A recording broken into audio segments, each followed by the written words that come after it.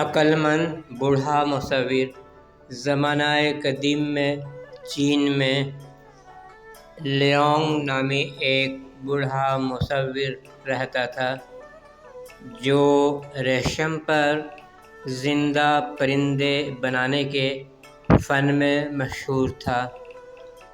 بادشاہ نے اس کا نام سنا اور سونے کے تیتر کی تصویر بنانے کا حکم دیا۔ لیانگ نے حامی بھر لی مگر 1 سال کی مہلت مانگی۔ 1 سال بعد بادشاہ لیانگ کے پاس آیا شاہکار دیکھنے کی امید میں، مگر لیانگ نے خالی ریشمی کپڑا لیا اور چند تیز خطوط میں ایک شاندار سونے کا تیتر بنا دیا جو ایسا معلوم ہوتا تھا جیسے اڑنے ہی والا ہو۔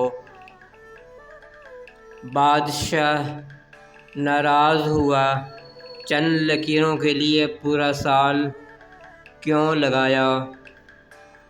لیانگ نے ایک کمرہ کھولا جس میں ہزاروں مشق کی تصویریں تھیں۔ ایک کامل تیتر لمحوں میں بنانے کے لیے میں نے پورا سال روزانہ مشق کی۔ بادشاہ نے بات سمجھ لی اور اسے انعام دیا۔ اخلاقی سبق: اصلی مہارت بظاہر آسان لگتی ہے مگر وہ صبر اور مسلسل محنت کا نتیجہ ہوتی ہے۔